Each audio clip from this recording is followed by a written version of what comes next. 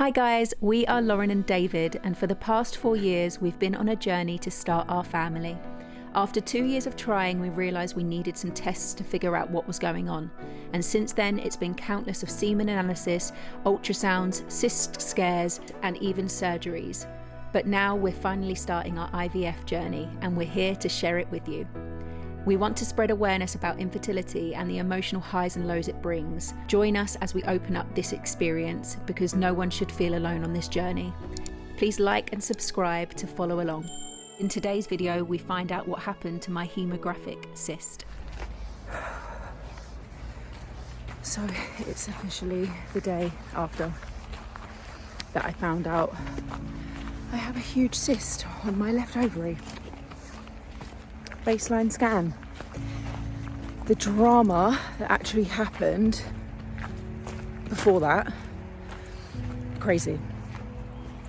So they put me on norethistine or something, norethistine pill, which is a progesterone only pill. They put me on that for I think it's 10 days, and I was supposed to start it after I ovulate on day 15. But because my cycles haven't been very consistent, they've been consistent, but like in and out of like fluctuate 2 days. I did ask them, I rung them because I hadn't ovulated. I know my body so well. And I didn't ovulate. So I rung them saying, should I be taking this pill? And they said, well, yeah, if you're not trying to conceive, it doesn't matter if you've ovulated or not, you can just still take it. And I knew, I wish I listened to my body. Because theoretically, which I'm annoyed that the nurses didn't know this, but it makes sense theoretically. I'm not a doctor, I don't really know, but I know my body. And I know when I have the LH spurge and it goes up and I ovulate, literally, I know my body so well. So I know when it's ovulated. So I knew I hadn't, so I took my LH strips to confirm that I haven't yet. And they weren't saying that I was ovulating anytime soon. So I was like, well, if I'm taking this pill, it's going to stop me from ovulating. And what I don't want to happen is the follicle will keep growing because it's not ovulated. And that's what happens, because I used to suffer with anovulation, which is basically where your follicle grows, but your egg doesn't release because you don't produce enough LH hormone, but the FSH keeps rising, so the follicle keeps growing. And then, but because it doesn't release the egg, the follicle keeps growing, and then you get a cyst. And this is what happened to me back in January 2023. I actually found out I had a few of those. They're like follicular cysts. And yeah, so I ended up just taking it because I thought, you know what, they know best, it's fine. Like, I'll just take it. It doesn't make any difference. And then I just remember getting a lot of cramps. I'm not getting a lot of cramps. Not during taking the pill. The 10-day pill was fine, but towards when I come off, you're supposed to come on 2 to 3 days after, and I didn't. 2 to 3 days went. I was getting pains. My boobs were still sore. My temperature was still risen. I was thinking, this is not normal. I rang the clinic and they said, no, yeah, you should be coming on, latest Friday. So this was on Wednesday. No, this was on Thursday. I rang them saying I haven't come on yet. And then they're like, okay, well, look, latest, if you come on Friday, then I can do your scan on Friday. So I was like, okay. Friday came, nothing. Then they said, well, look, we can't scan you till Monday anyways, even if you come on the weekend. Sunday, my temperature, it was still high. So I'm like, I rang them saying, look, I don't know what's going on. I had to come off the norethistine pill a week ago, and my period still hasn't come. I'm due on my normal period, because obviously it induces a period. When you're on the IVF cycle, they induce you for, like, sooner. And then I said my temperature's still high. I did an LH strip just because apparently that can pick up any pregnancy, because she said basically you're either pregnant or you've got a cyst.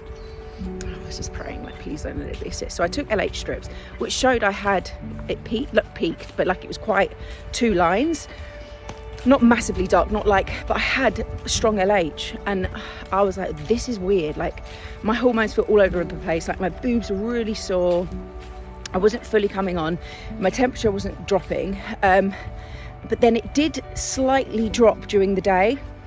I tested again, and I dropped during the day because pregnancy test was negative. So I was like, damn, not pregnant. And then I ended up,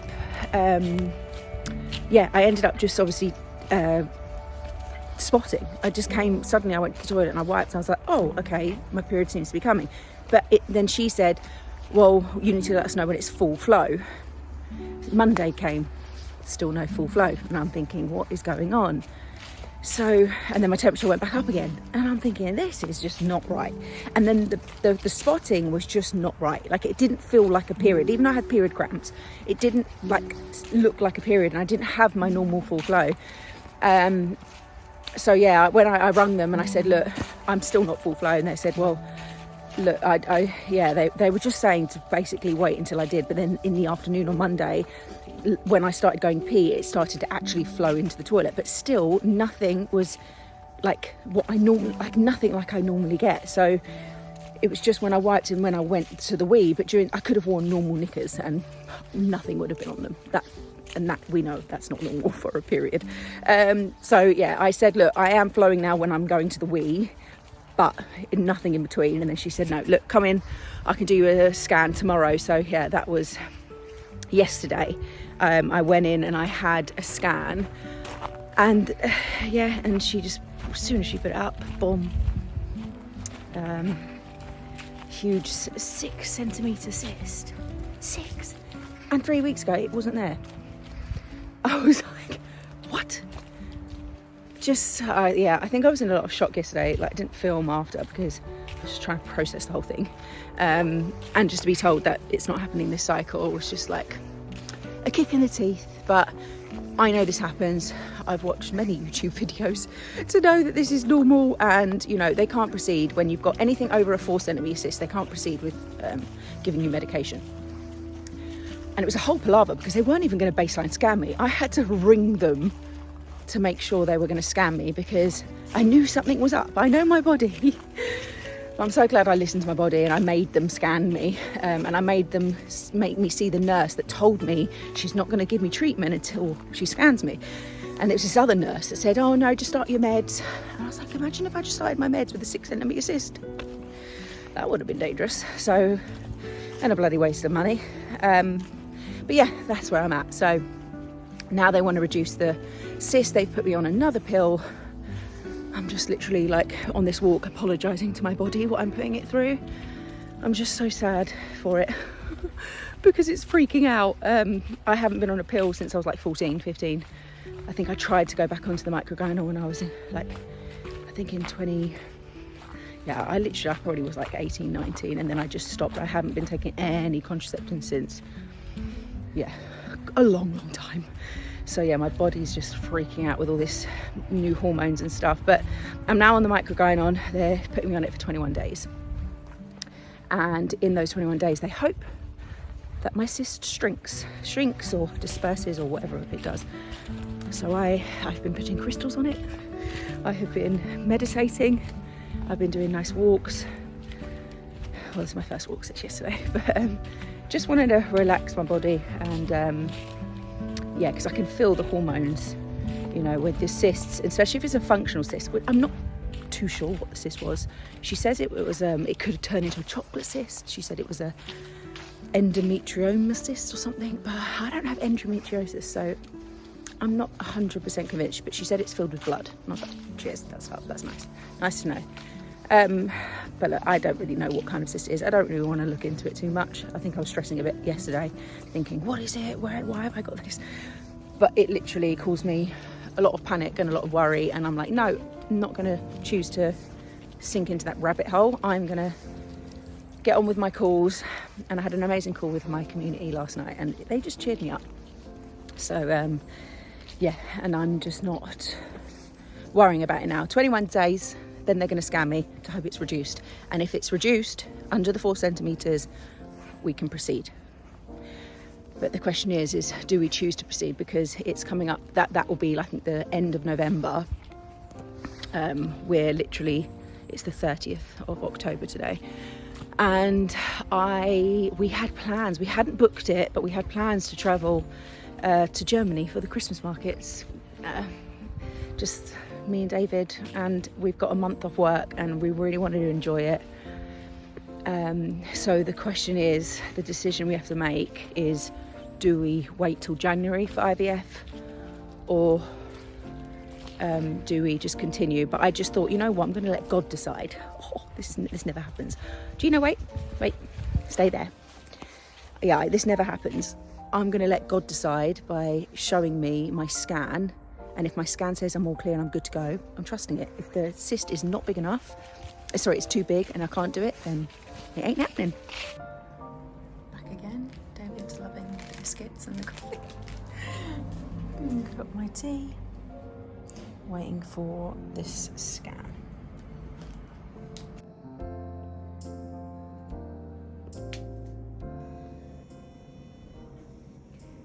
So it went from 6 centimetres to what, like? It's about 1. 1. Oh, this is amazing. And are my follicles back then on the left? Definitely. Oh, good, because they couldn't see any follicles at all. Because my cyst was taking up the whole ovary. So we have 1, 2, 3, 4, 5, 6, 7, 8. I can count 8 and a half. Is it okay? Yeah.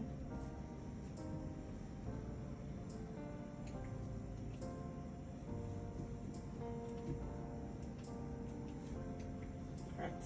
Happy? Happy. It's gone. It's only 1 centimetre now and loads of follicles. This is good news. So that was the best news we could have hoped for. My body has got rid of the cyst on its own in 2 weeks, from 6 centimetres to 1 centimetre, and from glass, so it was like full of blood. And the type of cyst they told me it was, apparently shouldn't really, like, it normally takes about, what did they say, 4 to 8 weeks to go. And mine did it in 2 weeks, literally. I was going there just to make sure it hadn't increased bigger because of my past with the cysts. They seem to like to grow very quickly. It's just done the opposite, and it's literally just basically like a follicle now. That's it there. It's just disintegrated on itself. So this is really good news, which means as soon as I come on the period, it means I get the green light and I can actually start the IVF process, which was the news we wanted to, especially before Christmas, didn't we, baby? Yep. Oh, you're interested. Oh, I'm so interested. You know, I can't wait. It's just another one of them things in the great process of our life. We've got so many things going on, juggling so many things, and just, you know, every good piece of news we get, whether it's in business, in pregnancy, relationships, is just good news. Is always good news. So we'll celebrate. Well, yes. You know, I don't think we'll celebrate. It's good that the cyst is gone, but I think the real celebrations start once we come out the other end of IVF, and 100%. I think that's when it'll be really real for me. I think the time. I think that was what was like really stressing me. Like, I'm thinking, oh, it's not going to happen. It's going to take 2 months to go. Then we can't really start till January. And I was just like, I really, really wanted to get a cycle in before Christmas, just to. Yeah, get a cycle in? Well, I just wanted to get that cycle in. I know, obviously, but I just wanted to get the cycle in before Christmas. Well, we could have a Christmas pregnancy. What a way to celebrate Christmas. Be the best. We got married in Christmas. Imagine conceiving in Christmas as well. I know.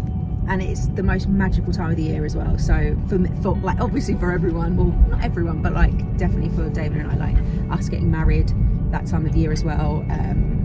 Yeah, it just means that exactly 2 years after we got married we could conceive, so this could be amazing. So I'm very glad for that news. It means things can move forward finally, and yeah, I don't need to stress about this cyst anymore. It's gone.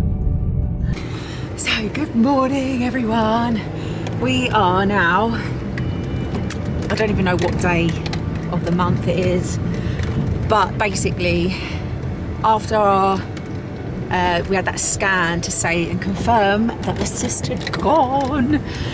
It gave me so much relief. 2 weeks of literal, like, I've been so happy. I just haven't had to worry. So even though I had to pay for the extra scan, it was worth every penny, because I now officially know that cyst is gone, and I didn't have to worry about it. So yeah, gave me peace of mind.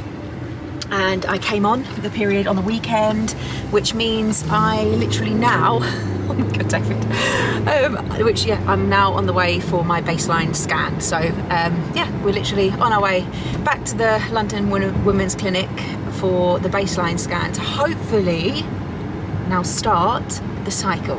I'm feeling more positive than the last baseline scan, put it that way, weren't we? We were really worried before. Something was just not right before, and I kind of felt it. But this, I'm feeling much more optimism today. How about you, baby? Just another day in the office, really. We'll see. I don't get too far ahead. And yeah, he's a little bit more reserved, but I know my body, and I know, like, I feel good. So yeah, I'm looking forward to it. I'm actually going to get obviously the normal internal scan to see how many follicles I got. So we'll update you as soon as I've had it.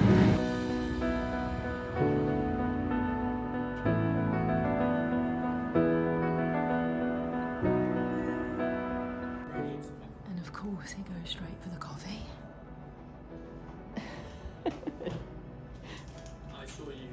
What are you having, babe? Decaf? Oh, so you're sitting in the doctor's chair, I'm going to be assessing you today, darling. Yes, we get to start. Baby, we can start. I've got a good amount of follicles, guys. We're good to go.